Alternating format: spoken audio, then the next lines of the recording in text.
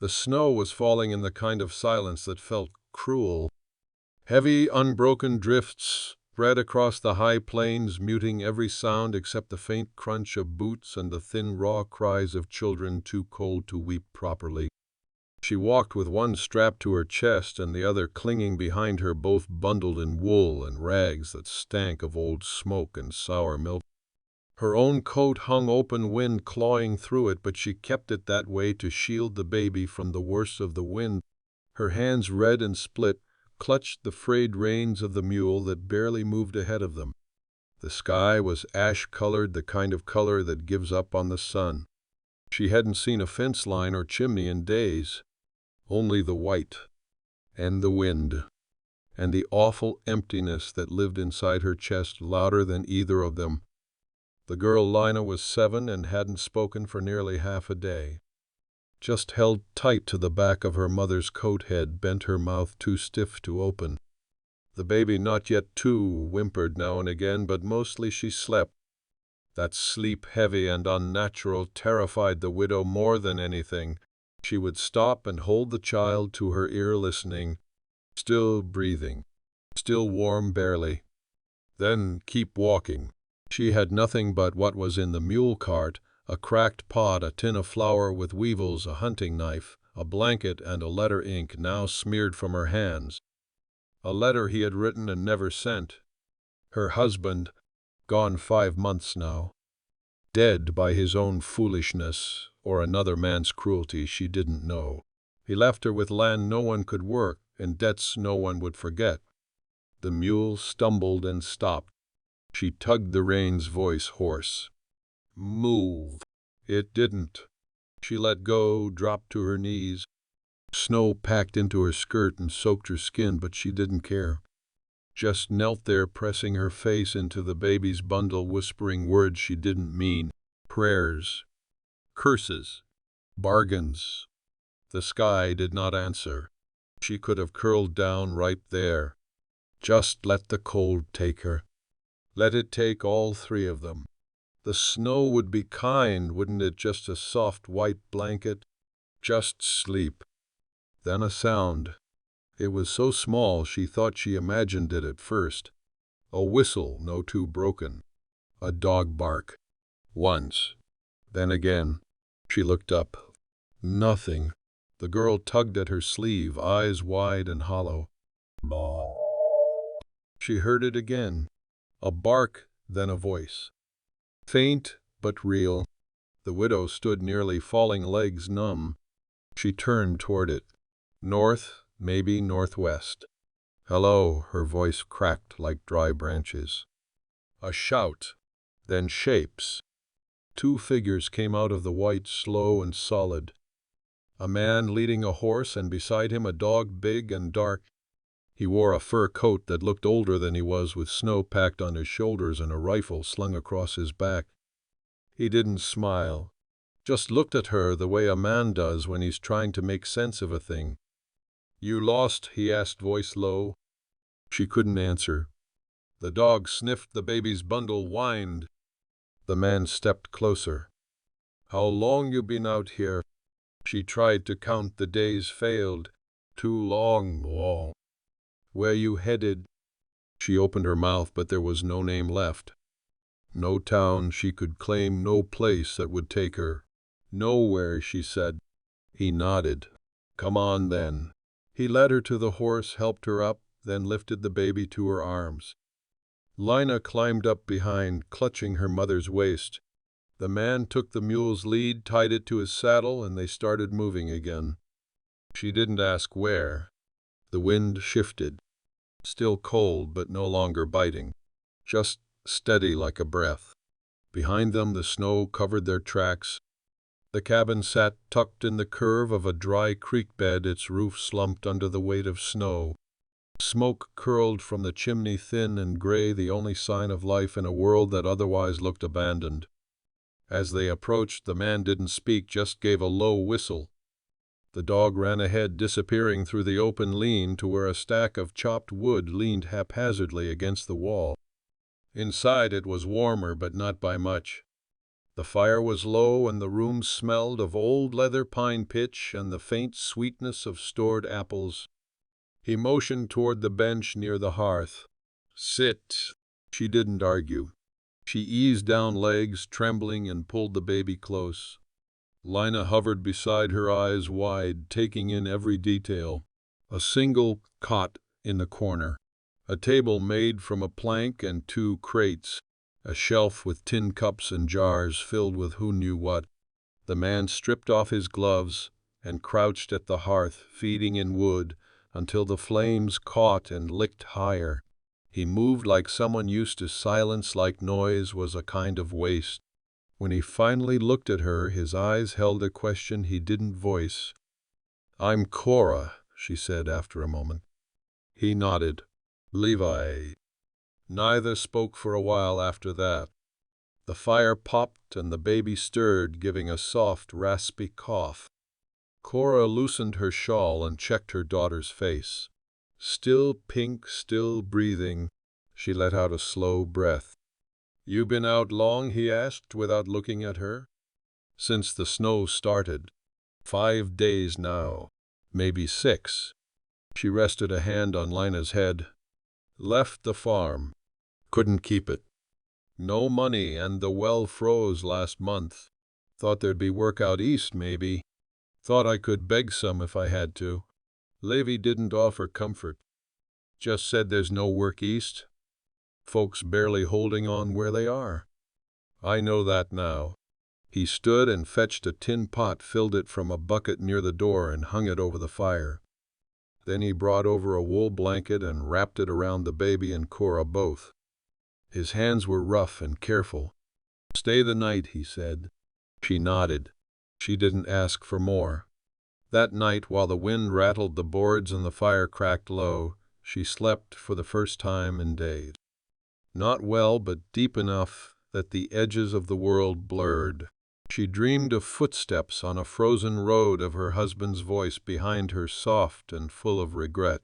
When she woke, the baby was still asleep beside her, and Lina was wrapped in another blanket, sitting close to the fire with a tin of oats in her lap. Levi was at the table mending a leather strap. He didn't look up. "I need to work," she said hoarsely. He paused. "You just got here. I'm not looking for charity." He did look at her then, and something shifted in his expression. Not sympathy, not yet, but a kind of recognition.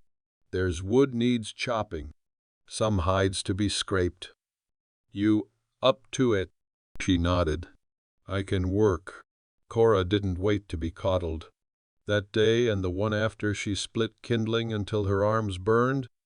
She scrubbed pots with ashes and boiled shirts that smelled like wet dogs and old smoke. She boiled oats and salted broth and fed the baby first, always first. She made no demands. Levi didn't speak much. He watched. The dog, his name was Boone, she learned, took to her boyish girl quick. Lina followed him like a shadow, and for the first time in weeks she smiled. Only a flicker, but Cora saw it. Later, when the baby slept and the night closed in cold and blue around them, Levi told her about the land. "My father built this place," he said quietly. "After the war. Tried to make something that'd last. Died young, like they do. You stayed. Didn't know where else to go." She looked at him, then really looked. He was younger than she'd guessed, maybe 30. But his face was weathered in that way loneliness can carve into a man. They didn't say anything more that night. Just sat close to the fire while snow piled against the door and the wind sang its sad, tired song across the plain. The frontier rewards the patient. Subscribe and stay. The days rolled slow, wrapped in cold and work. Cora rose before dawn, hands stiff with cold, and fed the fire before Levi stirred. She'd carry water in tin buckets, break the ice in the barrel, peel potatoes with a dull knife until her fingers were raw. It felt good in a strange way, pain that made sense. Every task had an end. Every hour finished meant they were still alive. Levi let her take over the kitchen without question. He'd sit outside on the porch most mornings carving thin strips of wood, his breath fogging in the air, eyes distant. Sometimes Boone lay beside him, sometimes not. Cora never asked what he was thinking. She didn't need to. Whatever haunted him was not ready to be named. Lena grew steadier. Her color came back, and her voice too, though it stayed quiet and unsure. She followed Cora like a second shadow, but had a way of pausing, watching Levi from behind corners, cautious but curious. One afternoon she handed him a wooden spoon she'd found and said, "You should stir with this. Mama burns the bottom of the pot." Levi had taken it with a nod and a twitch of a smile.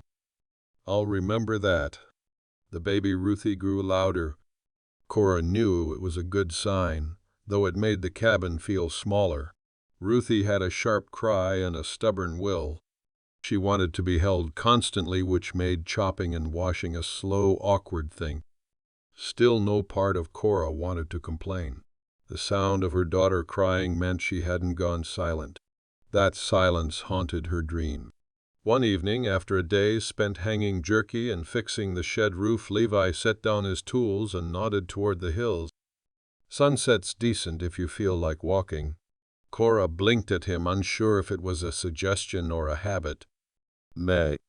He shrugged. "Not like I got other company." She bundled Ruthie, told Lena to stay close to Boone, and followed Levi through the crusted snow. They didn't speak much. The wind was calmer than usual, and the sky turned a strange sort of lavender at the edges, bleeding down into pale gold near the horizon. Levi walked slow, hands in his coat pockets, boots crunching beside hers. "She's tough," he said after a while. "Who?" "Your oldest." "Lina. She watches everything. Quiet kids like that, they don't miss much." Cora nodded. She stopped speaking after Henry died. "My husband." He was silent for a beat. "What happened?" "Rode out to sell lumber. Never came back. Found his mule 2 weeks later with no saddle. Sheriff said it looked like a robbery, but they never found him." Levi glanced over at her face, unreadable. "That was 5 months ago. Almost 6. They stood on a ridge, snow crunching underfoot, the plains rolling out in long white sheets below. The sun hovered low, flat and pale, like a coin pressed into the sky. "I thought if I kept going," she said quietly, "I'd find someone who'd tell me what to do next." Levi rubbed his jaw. "And—" She let out a soft breath. "And now I'm here." He nodded slowly. "Well, it's a hard place to run from things. This land remembers." Cora looked out at the wide frozen stretch ahead.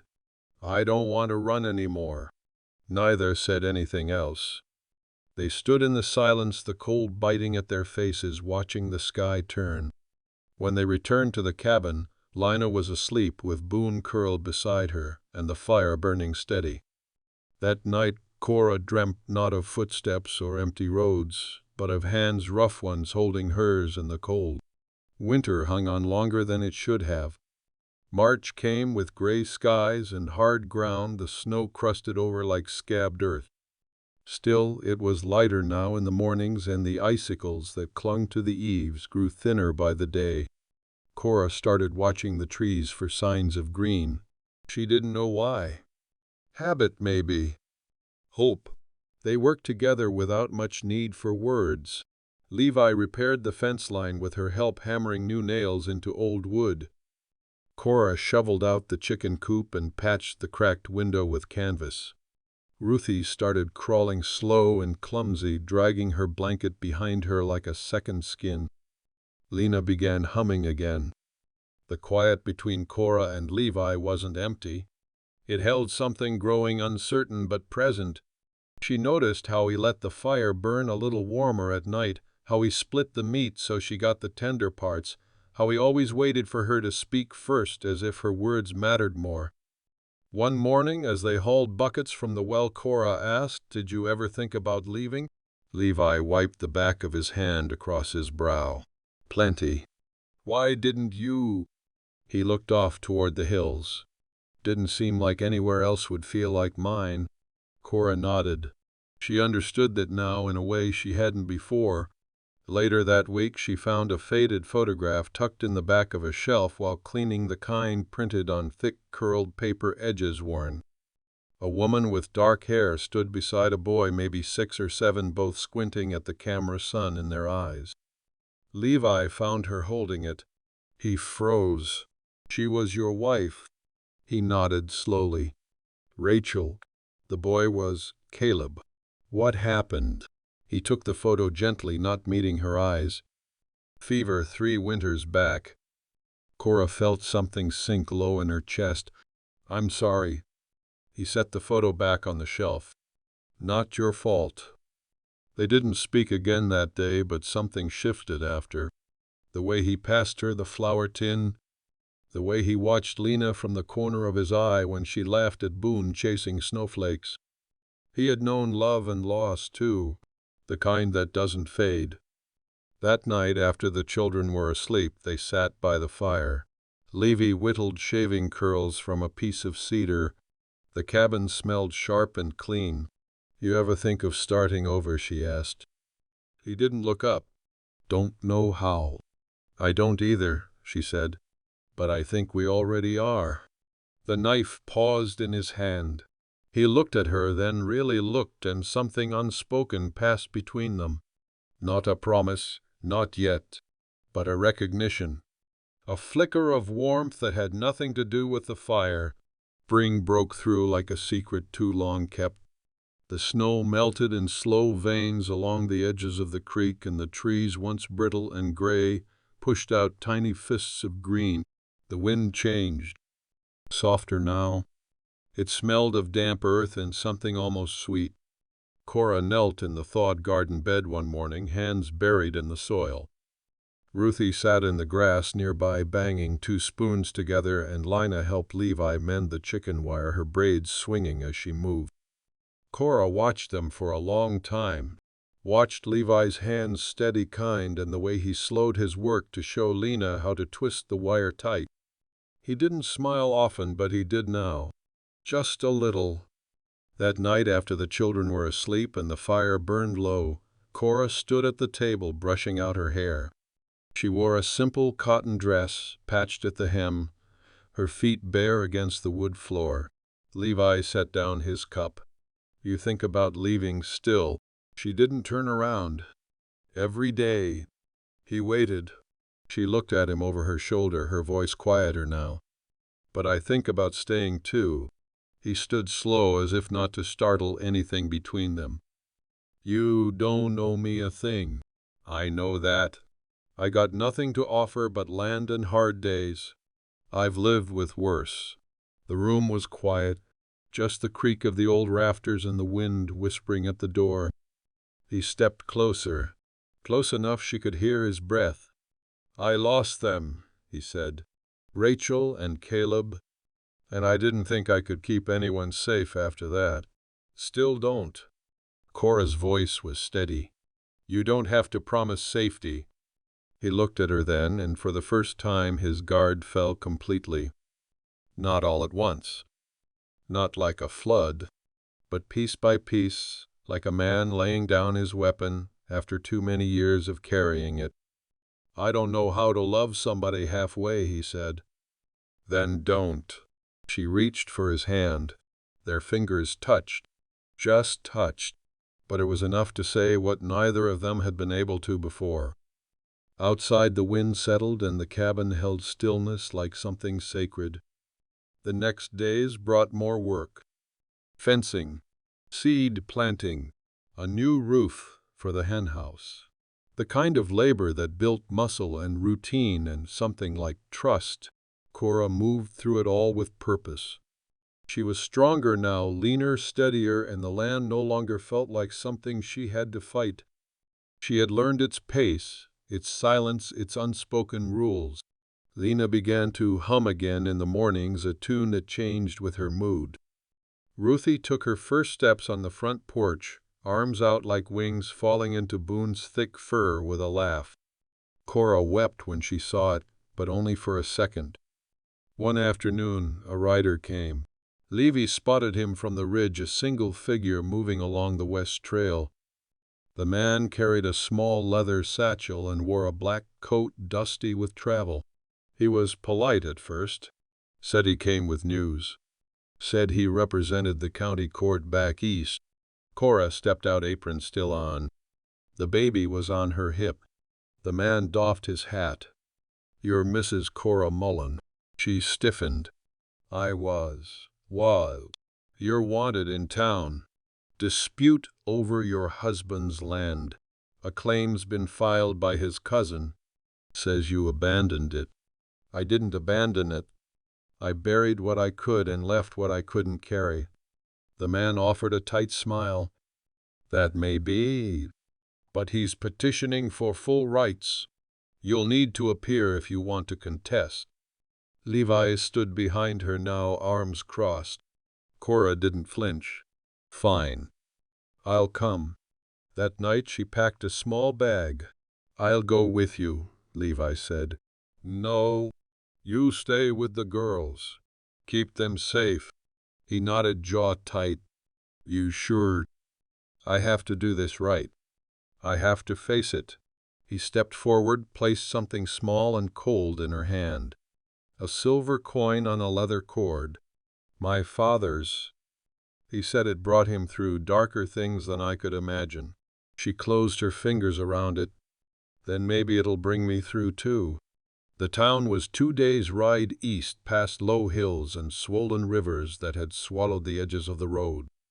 Cora traveled alone, bundled in her coat, the silver coin warm against her skin where it hung beneath her dress. The horse Levi lent her was steady and quiet, same as him, and it moved with the patience of something that had seen winters come and go without fuss. She hadn't stepped into a town in months, maybe longer. The noise unsettled her. Wheels rattling, voices calling, boots on boardwalks.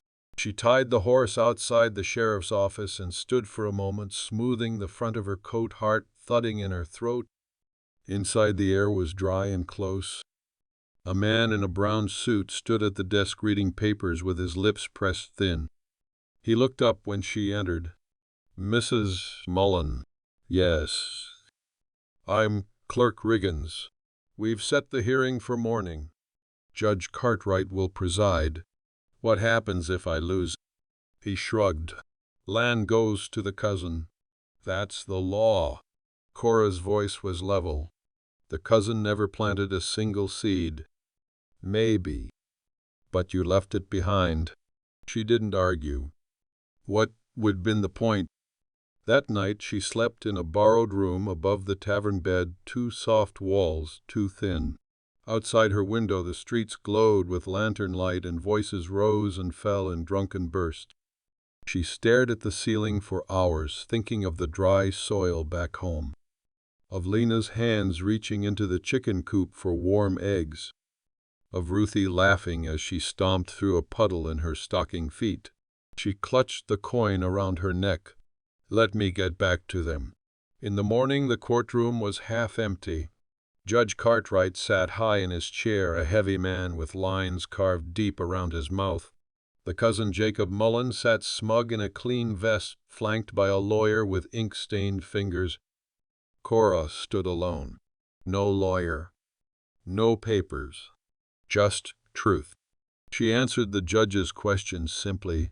Her husband's death, the frozen well, the snow, the children, the walk through white silence, the mule that gave out.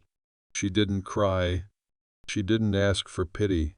When it was Jacob's turn, he spoke smoothly. Said the land had been left fallow. Said Cora was unfit. That she abandoned it willingly. That she had no intention of returning. Judge Cartwright listened, nodded, frowned. Then he looked at Cora. "Do you want that land?" he asked plainly. "I do," she said. "It's not much, but it's mine. I worked it. I bled for it. My children were born there." He was quiet for a long time. "You have someone helping you now?" She thought of Levy.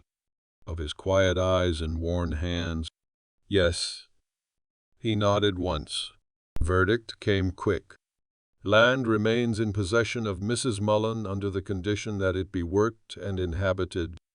Case dismissed. Outside the air felt cleaner, lighter, like the clouds had loosened their grip. She rode home without stopping.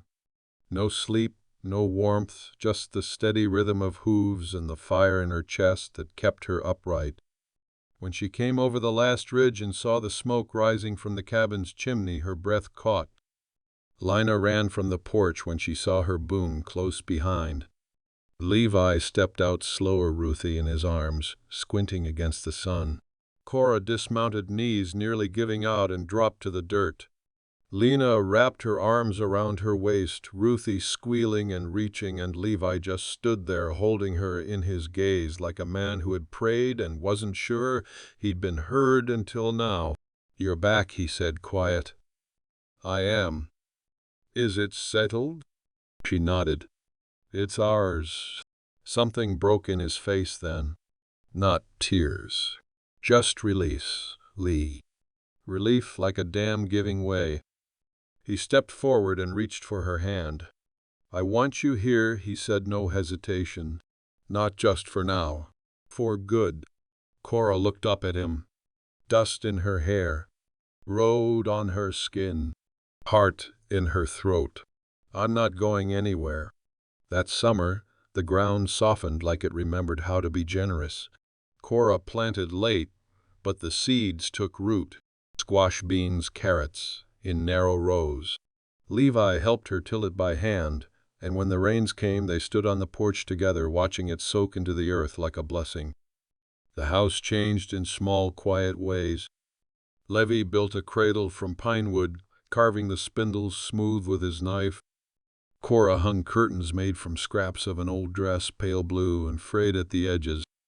A horseshoe appeared above the door one morning, nailed in place without a word.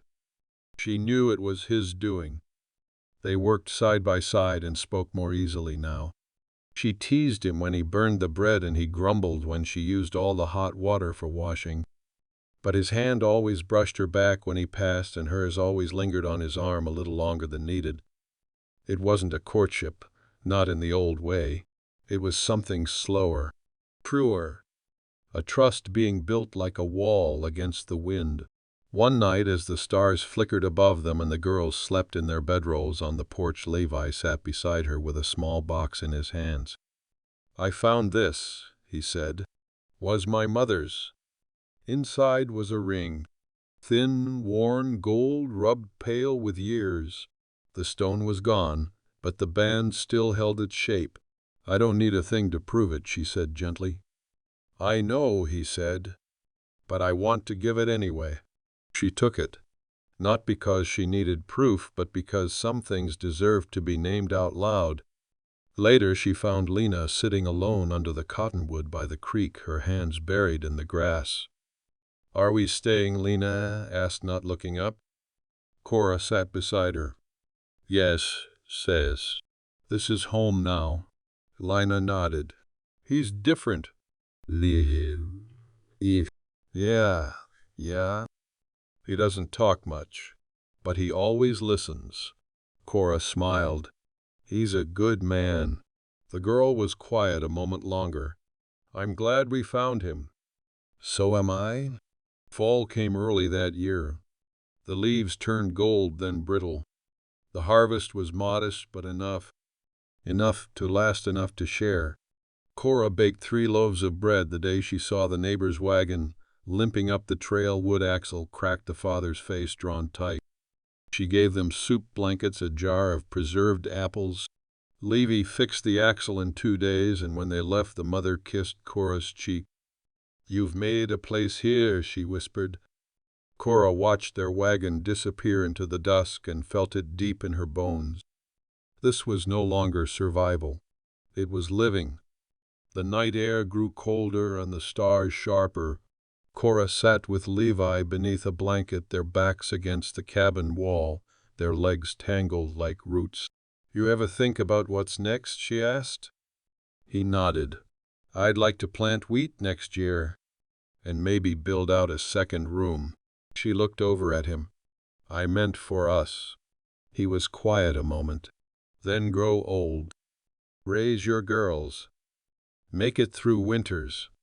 That's enough. He looked at her, his voice a low hum. That's everything. In the morning the girls woke early. Ruthie stood now walking more than crawling, her laugh loud and certain. Lena sang softly as she helped gather eggs, her braids swinging with each step. Inside, the cradle rocked gently by the hearth, though no one had touched it. Cora stood at the door, one hand resting on her stomach, the other on the frame. Levy came up behind her, arms circling her waist, forehead resting against her shoulder. "You think this land has enough room for all of it?" she asked. He pressed a kiss into her neck. "It's had room for more than we'll ever know." They stood like that, held in the hush of morning, the smell of coffee in the air and the warmth of something that had taken root deeper than the frost line. Subscribe and let the dust write the next chapter.